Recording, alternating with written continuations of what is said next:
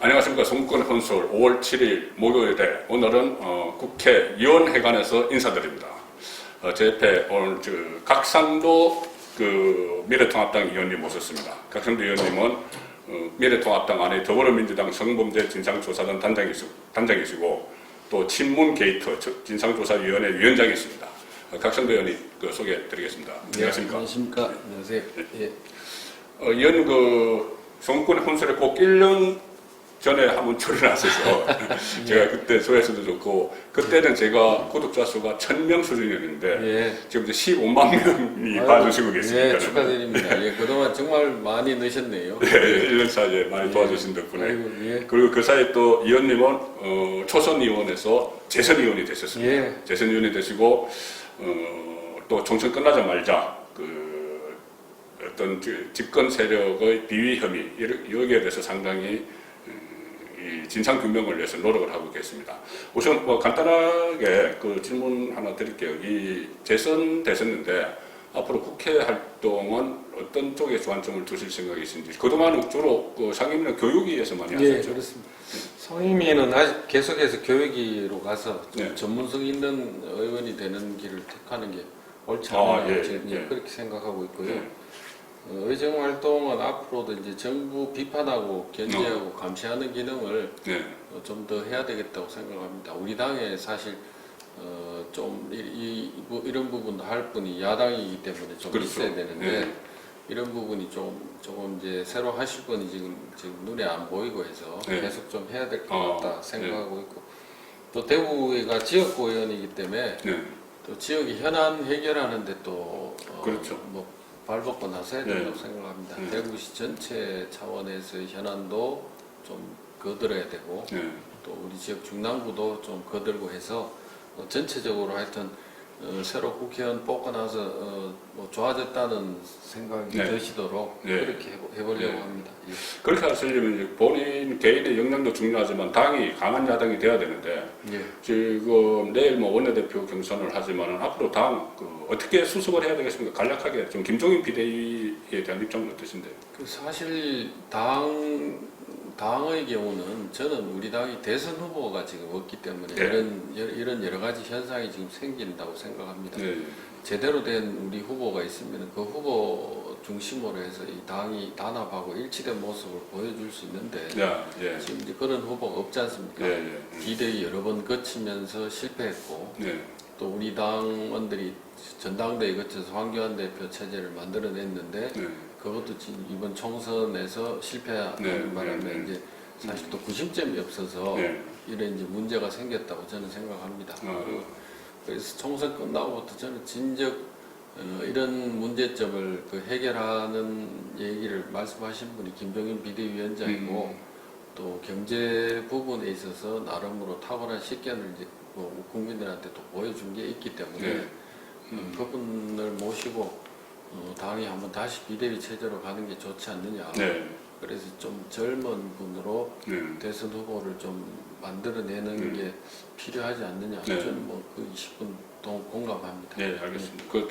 일단 당 내 두 가지를 지금 보수 야당에서 해야 되는데 하나는 당 내부를 좀 정비하는 거고 당 혁신화된 개혁을 하는 것이고 하나는 거대 여당이 된 집권 세력을 견제하는 일이죠. 그렇습니다. 집권 세력 지금 개헌 이야기 나오고 무슨 토지 공개념, 국가보안법 폐지 별 이야기 다 나오고 있지 않습니까? 최강욱 당선자가 세상이 바뀌었다, 갚아주겠다 이렇게 하는 지경인데 지금 그래서 초선 때도 의원님께서는 계속 문재인 저격수 언론에서 이제 그렇게 네이밍을 했고 상당히 중요한 역할을 하셔야 될 것 같은데 앞으로 더 중요한 역할을 하셔야 될 것 같은데 당장 지금 있는 것이 오거돈 전 시장 사건이죠. 그렇습니다. 오거돈 전 시장 사건에 좀 중점적으로 좀 살펴보는 사람들은 어떤 거고 같이 답변을 하나 해주시죠. 고발을 하시는데 일단 오거돈 고발하고 정부 라인 그걸 고발하고 성폭력 상담소를 고발했는데 이것은 어떤 의미가 있는지요? 먼저 성폭력 상담소는 비밀을 유지해야 될 의무가 있습니다.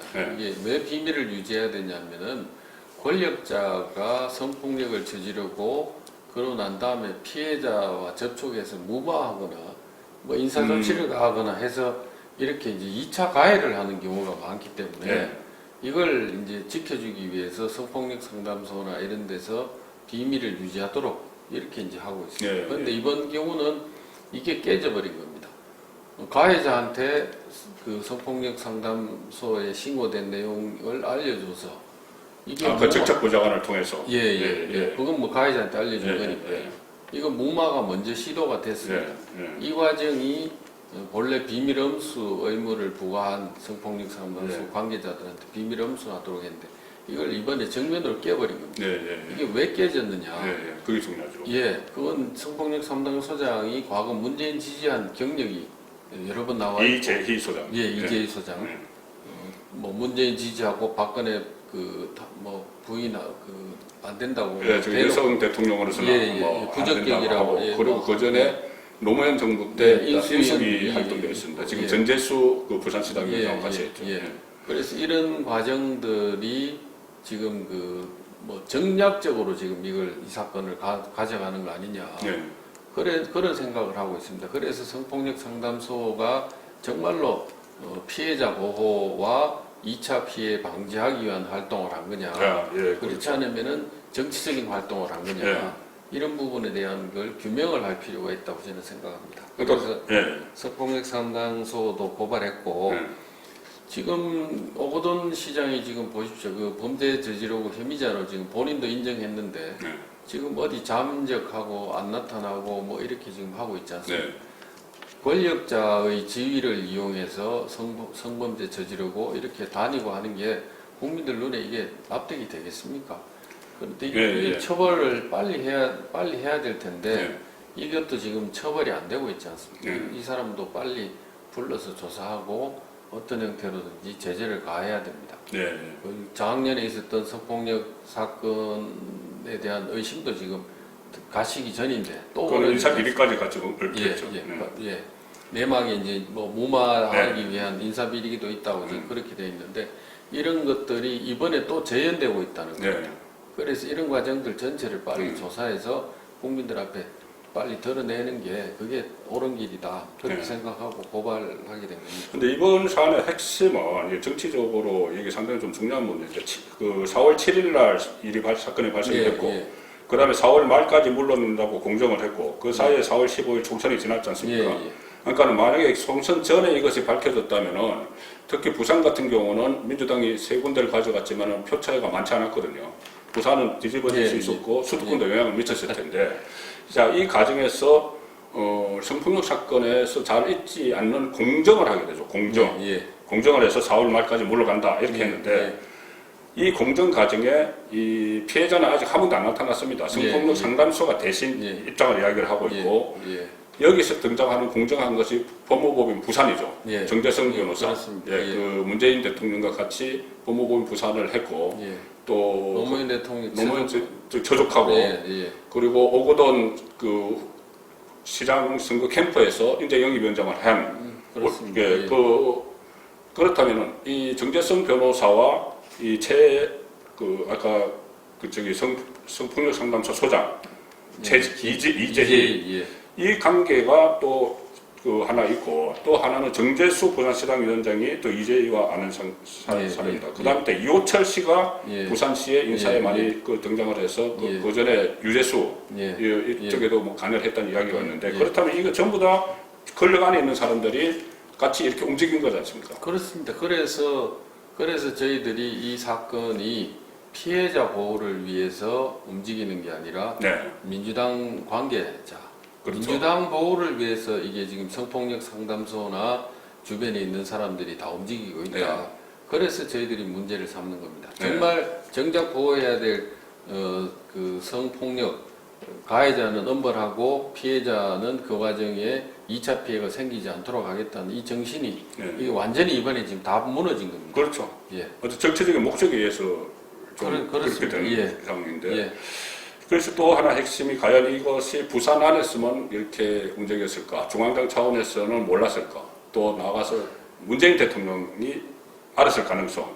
저는 알았을 가능성이 있다고 보는 게 한 두 가지를 생각을 할 수가 있는데 하나는 이 부산 언론 기자들에게 물어보니까 정재성 변호사 같은 경우에 이호철 씨와 같이 문재인 대통령에게 직접 전화를 할 수 있는 인물이다. 그 이야기가 하나 있고 하나는 지금 법무법인 부산 출신 중에서 김외숙 인사수석이 청와대에 들어가 있습니다. 그럼 그쪽을 통해서 했을 가능성. 또 하나 더 있는 것이 아까 이야기했던 정책보좌관이 저 청와대 행정관 출신입니다. 네, 맞습니다. 그렇다면 이 사람들을 통해서 문재인 대통령에게 보고가 됐을 가능성이 있고 문재인 대통령이 4월 7일에 사고가 일어났지만 그것을 4월 30일 총선 이후로 일단 묵혔다. 이것을 알았을 가능성이 있다. 이렇게 보는데 어떻습니까? 지금 조사를 많이 하셨습니다. 예, 지금 이제 세 가지 경로를 말씀하셨지 않습니까? 네. 장영철 정책보좌관이 청와대 출신이기 때문에 그 라인을 통할 수 있다. 네. 그 다음에 부산 성폭력상담소장 그 자문위원인 김혜숙이 청와대 인사수석하고 동일인이냐 하니까 그 자료도 안 내놓거든요. 이게 뭔가 문제가 있고 그렇죠. 또 성폭력 상담소에 자문위원 명단 달라고 하니까 이것도 지금 안 주고 있거든요. 여기에 지금 뭔가 숨기려고 하는 게 자꾸 있는 겁니다. 그럼 두 가지 라인, 그 다음에 정재성 변호사가 직접 보고할 수 있는 그 라인, 이제 세 가지 외에도 바로 생각할 수 있는 게 오거돈 시장이 그 광역단체 자치장이면은 비서실장이나 대통령하고 통화할 수 있습니다. 아, 그렇죠. 그 라인도 가동이 될 수 있고 또 하나는 그 오거돈 시장 집무실에서 벌어지고 피해자가 울면서 나오고 했다고 하고 또 그 이후에 당일이니까 다음날 뭐 관계되는 사람이 또 찾아가서 항의하는 소란이 있었다는 말이 지금 있거든요.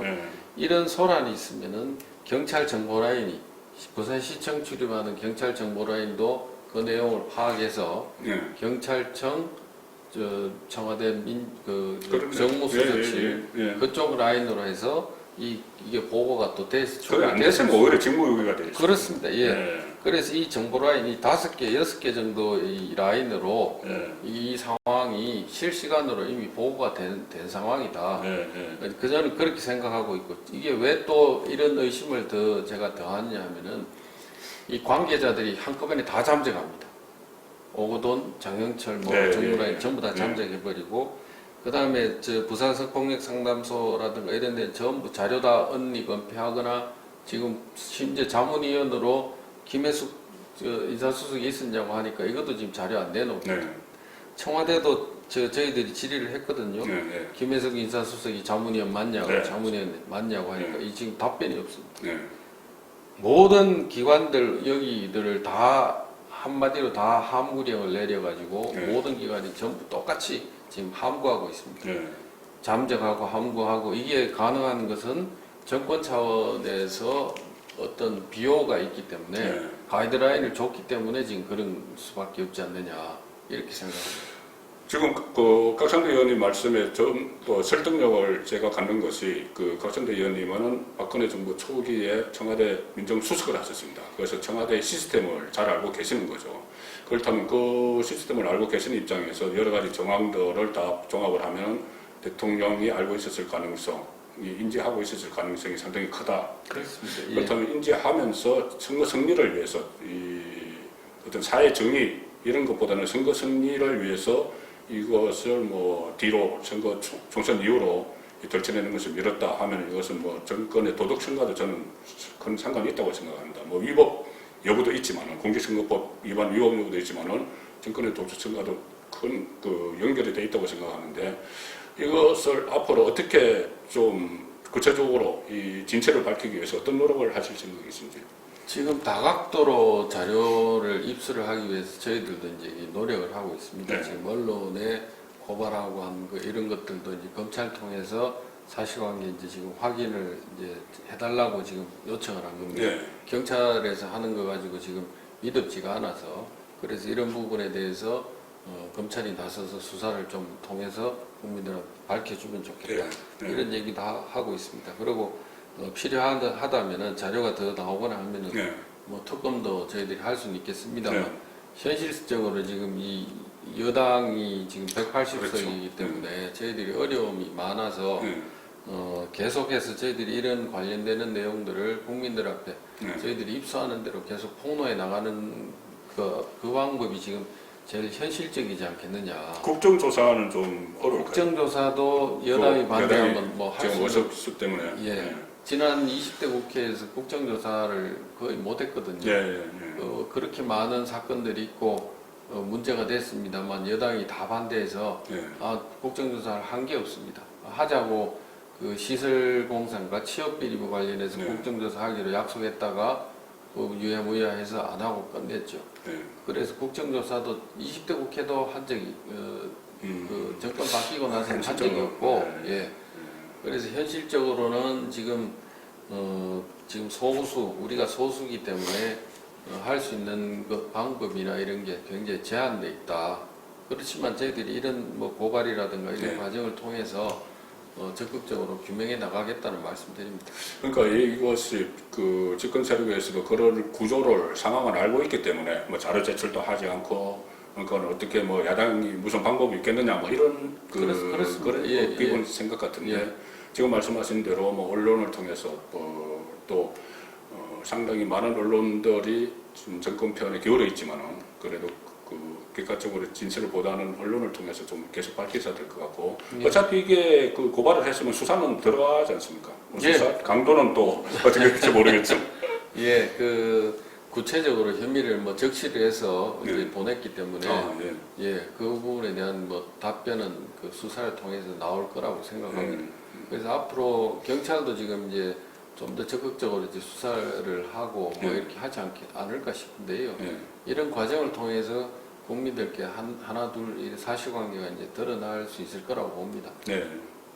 그러니까 지금 뭐 정권을 보면은 그 진보 정권이라고 하지만 조국 사태 때 그 민낯을 많이 받고 또 이번에 또 양정숙 사건도 있지 않습니까? 예, 예. 그 뭐 부동산 투기 의혹, 그런 뭐 자명 의혹이 있는데 총선 전에 다 알았는데 그것을 또 총선 후로 또 밀어서 지금 뭐 오늘 서로 고발을 하고 뭐 그런 일까지 벌어지고 예. 있고 그런 상황에서 각상도 의원님께서는 그 초선 때도 문재인 정권 출범하고 나서 계속 그 권력형 비리 의혹을 계속 그 제기를 하고 계속 파헤치고 계십니다. 그때 문다혜 씨, 문준용 씨 여기까지 다 일부분 아직 진행형이죠. 진행형입니다. 그 아직까지 대통령 딸이 왜 태국 갔느냐? 그러니까 아직까지도 예, 몰라요. 예, 대통령 지금도 청와대가 묵비하고 있습니다. 예. 지금 오거돈 사태 때 묵비하고 있는 거하고 예. 그 건에 대해서 입을 다물고 있는 거하고 똑같습니다. 예. 그리고 정부 기관들이 일체 자료를 안 내놓고 있는 것도 그때나 지금이나 똑같습니다.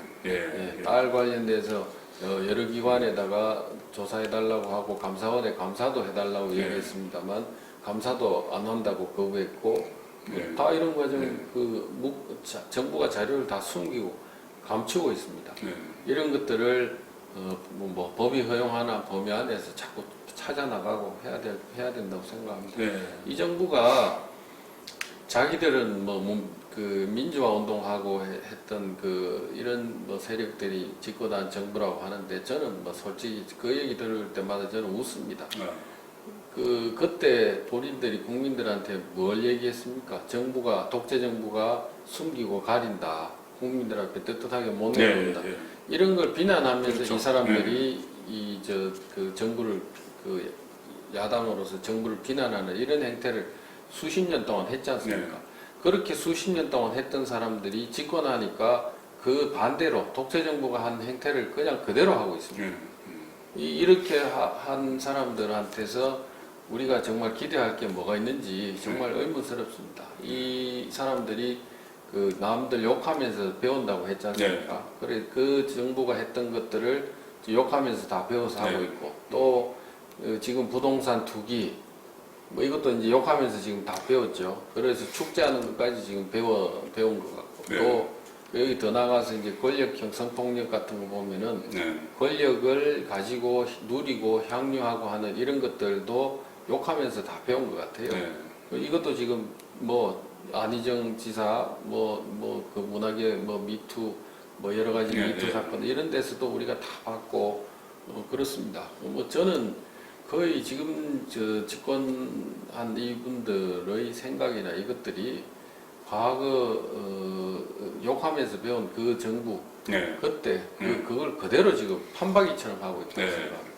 근데 그렇게 욕하면서 다 배우고 또 뭐 비리를 저지르고 지금 권력형 비리 이용이 상당히 많고 한데 이것이 이번 총선 결과로 압도적으로 이겼기 때문에 진보 정권에서 이겼기 때문에 그것들을 또 덜쳐내는데 더 큰 한계가 생긴 거예요. 그렇습니다. 보셔야 되는 더 큰 한계가 생겼기 때문에 국회 차원에서 계속 하는 것은 이 전공법이죠. 특검을 요구를 한다거나 또는 국정조사를 한다는 건 전공법인데 지금은 절대수가 부족하기 때문에 전공법이 하기 어렵습니다. 그래서 각성도 의원님처럼 이렇게 어떤 진상조사위원회 또 진상조사단 이런 데서 활동하시는 활동이 굉장히 중요해질 것 같습니다. 예, 오늘 각성도 의원님 국회의원 행안사무실에서 송근의 혼수를 보내드렸습니다. 네, 감사합니다. 네, 고맙습니다.